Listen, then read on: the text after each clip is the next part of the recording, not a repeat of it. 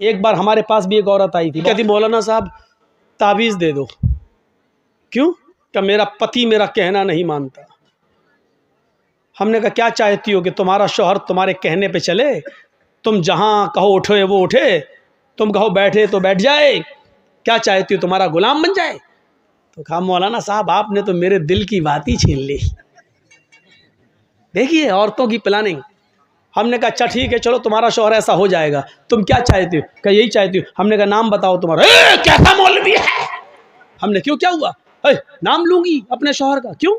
ارے نام لینے سے تو طلاق ہو جائے گی. ہمارے بڑے بڑے مولانا کہتے ہیں کہ پتنی کو پتی کا نام نہیں لینا چاہیے. ہم نے کہا اچھا، اور ہمیں اس کے منہ سے نام نکلوانا تھا.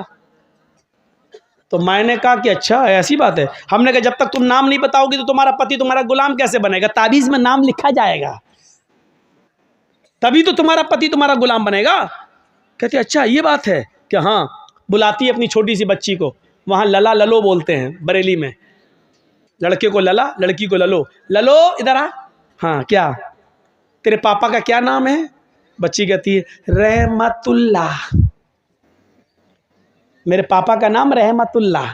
ہم نے کہا رحمت اللہ؟ ہاں ہاں ہاں ہاں. ہم نے کہا یہ تو رحمت اللہ بتا رہی ہے کہ ہاں یہی نام ہے. ہم نے کہا کیا نام ہے؟ کہا یہی جو بتایا بچی نے. پھر بھی نہیں بول رہی، وہ بھی بڑی ڈھیٹ ہے. تو ہم نے کہا کیا نام ہے؟ یہ بچی صحیح سے نہیں بول رہی کہ وہی بول رہی ہے. صحیح ہے کیا ہے بچی؟ رحمت اللہ. ہم نے کہا رحمت اللہ کہ ہاں ہاں جو آپ بول رہے ہیں وہی ہے. تو ہم نے کہا یہ نام تو تمہیں لینا پڑتا ہے. کہ کبھی نہیں لیتی ہوں. ہم نے کہا تو اس کا مطلب تم نماز نہیں پڑھتی ہو؟ کہ نہیں نماز پانچوں ٹائم کی پڑھتی ہوں. ہم نے کہا نماز پڑھتی ہوں اس میں تو نام آتا ہے؟ کہ نہیں آتا ہے. ہم نے کہا نماز پڑھتی ہوں تو سلام نہیں پھیرتی ہو؟ کہاں پھیرتی ہوں. ہم نے کہا اس میں تو آتا ہے السلام علیکم ورحمۃ اللہ. رحمت اللہ آتا ہے کہ نہیں آتا ہے؟ تو کہتی ہے جب وہ نام آتا تو نہیں لیتی ہوں. تو ہم نے کہا پھر کیا کہتی ہو؟ تو کہتی جب وہ نام آتا تو میں کہہ دیتی ہوں السلام علیکم للو کے ابا. میں نام نہیں لیتی ہوں.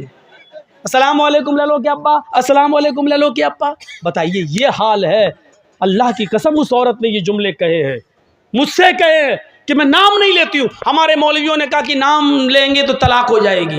بتائیے لوگوں نے یہ بتا رکھا ہے جبکہ بیوی اپنے پتی کا، بیوی اپنے شوہر کا نام لے تو یہ سنت ہے. یہ سنت ہے.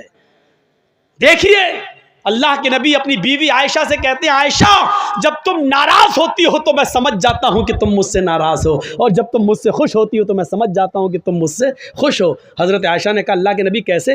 میں تو کبھی ظاہر نہیں ہونے دیتی ہوں اپنی ناراضگی، پھر آپ کیسے سمجھ جاتے ہیں؟ میں ناراض بھی ہوتی ہوں تو ہم ظاہر نہیں ہونے دیتے کہ میں ناراض ہوں، پھر آپ کیسے سمجھ جاتے ہیں؟ فرمایا عائشہ شوہر ہوں تمہارا، چہرہ پڑھتا ہوں، جانتا ہوں تمہیں.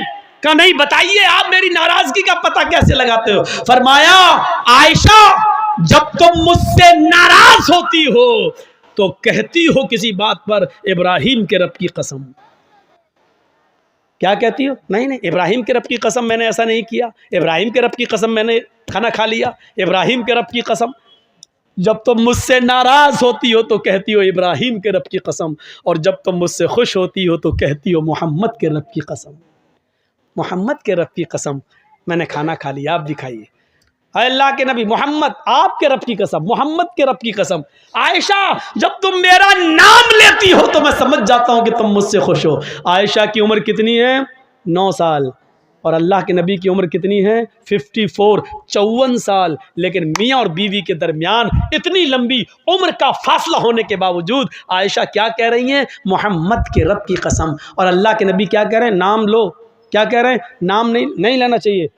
میں پتی ہوں. کیا کہہ رہے ہیں؟ جب تم مجھ سے خوش ہوتی ہو تو میں سمجھ جاتا ہوں کہ خوش ہو، کیونکہ تم کہتی ہو محمد کے رب کی قسم. یعنی بیوی جب اپنے پتی کا نام لے تو یہ محبت کی علامت ہے، محبت کی علامت ہے. میں تو کہتا ہوں کہ نام لینا چاہیے، ہر عورت کو نام لینا چاہیے. کچھ جاہل عورتیں کیا کہتی ہیں؟ بچے کا نام ہے فرید تو اپنے پتی کو بلائیں گی. آدمی کا نام ہے سلیم تو یہ سلیم نہیں، اے فرید کے پاپا سنو. اور جب تک فرید نہیں تھا تب تک کیا کہتی تھی؟ شادی تو تیری سلیم سے ہوئی ہے نا، فرید تو 1 سال کے بعد آیا ہے نا. 1 سال تک وہ کیا تھا؟ اے جی او جی بس.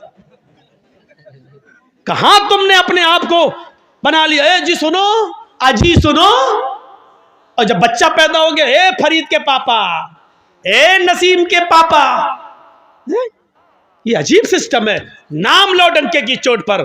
تو میرے بھائیو، حضرت فاطمہ نے بھی کیا کہا تھا؟ اے علی، جب میرا انتقال ہو جائے تو مجھے رات کی تاریکی میں عشاء کے بعد مجھے قبرستان لے جانا دفنانے کے لیے، دن کے اجالے میں نہیں. فاطمہ نے نام لیا. تو میرے بھائیو، کسی کو پاور نہیں ہے. اپنی من پسند چیزوں کو لے لو اور اپنی من پسند چیزوں کو چھوڑ دو. یہ اسلام نہیں ہے. پسند آئے تب بھی، نہ پسند آئے تب بھی لینا پڑے گا. فجر میں کون اٹھنا چاہتا ہے؟ کوئی اٹھنا چاہتا ہے؟ سردی کے دنوں میں ہونٹ سے ہونٹ ٹکرا، سردی لگ رہی ہے، ٹھنڈے پانی سے وضو بنا رہا. کون چاہتا ہے کہ اپنے نرم گرم بستر سے اٹھے، کمبل ہٹائے، لحاف ہٹائے، رضائی کو دور کرے، ٹھنڈے پانی سے وضو بنائے اور مسجد میں جائے؟ کون چاہتا ہے؟ کوئی نہیں چاہتا. دل تو نہیں چاہتا، لیکن کرنا پڑے گا، چاہے تمہارا دل گوارا کرے چاہے نہ کرے. کیونکہ اللہ کی جنت اتنی آسان نہیں ہے کہ بستر پر لیٹے رہو تم اس کے لیے اٹھ کر 2 رکعت نماز بھی نہ پڑھ سکو اور امید رکھو کہ اللہ تمہیں جنت دے دے. تمہیں ناپسند ہے لیکن تمہیں کرنا پڑے گا. اس لیے کرنا پڑے گا کیونکہ یہ اللہ کا حکم ہے، یہی اسلام ہے. اور اسلام تمہاری مرضی پر، ہماری مرضی پر نہیں چلتا. اسلام چلتا ہے تو اللہ اور اس کے رسول کی مرضی پر، اللہ اور اس کے رسول کی نافذ کردہ شریعت کے مطابق چلتا ہے. صحابہ نے قربانیاں کیوں دی ہیں؟ اپنی جانیں کیوں دی ہیں؟ اس کو سوچئے. ہمیں بھی وہ قربانیاں دینے کی ضرورت ہے. کون آدمی ایسا ہے جو یہ چاہتا کہ اپنی جان دے؟ لیکن صحابہ جا اللہ کے رسول مجھے اس جنگ میں لے چلیے، میں چاہتا ہوں کہ شہید ہو جاؤں، میں چاہتا ہوں کہ جنگ لڑوں، یا تو کافروں کو ماروں یا شہید کر دیا جاؤں. اللہ کے نبی ان کو قبول کر رہے ہیں، لے رہے ہیں، اور وہ جا رہے ہیں اور لڑ رہے ہیں اور شہید ہو رہے ہیں. کیوں؟ کیونکہ اللہ کے نبی نے فرمایا شہید جب قتل کیا جاتا ہے، اس کے خون کا پہلا قطرہ جب زمین پر گرتا ہے تو اللہ اس کے سارے گناہ کو معاف کر دیتا ہے. شہید قیامت کے دن جب اپنی قبر سے اٹھے گا تو انہی کپڑوں میں اٹھے گا جن کپڑوں میں وہ شہید ہوا ہے، اور اسی جگہ سے اس کا خون بہ رہا ہوگا، ٹپک رہا ہوگا، جس جگہ خنجر، جس جگہ تلوار یا جس جگہ گولی لگی ہے. اس حال میں اٹھے گا کہ اس کے جسم سے خون گر رہا ہوگا. اللہ تعالیٰ اس کے جسم سے گرتے ہوئے خون کو دیکھ کر کہے گا فرشتوں، اس بندے کا کیا حساب لوں، اس سے کیا پوچھ تاچھ کروں؟ یہ تو میرے لیے اپنی پوری زمین و جائیداد و جان سب کچھ دے کر چلا آیا، اس سے کیا میں پوچھوں؟ اس نے تو سب کچھ میری راہ میں قربان کر دیا تھا، اس نے تو اپنی جان تک میری راہ میں دے دی تھی. جاؤ، میں نے اس کو بخش دیا، اس کو جنت کے اندر داخل کر دو، اس کو جنت کے اندر لے جاؤ. فرشتے اس کو جنت میں لے جا رہے ہوں گے. فرشتے پوچھیں گے تمہاری کوئی اور تمنا ہے؟ جنت کی نعمتوں کو شہید دیکھے گا، جنت کی نعمتوں کو شہید دیکھے گا. پھر فرشتے پوچھیں گے کچھ اور چاہتے ہو؟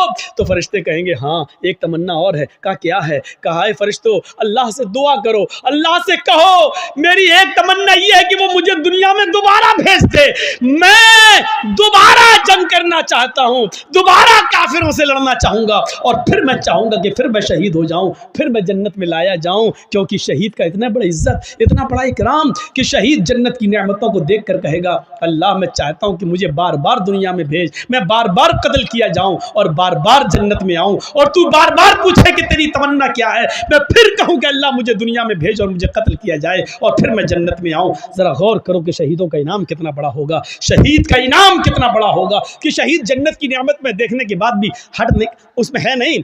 فرشتے پوچھ رہے ہیں کچھ اور چاہتے ہو؟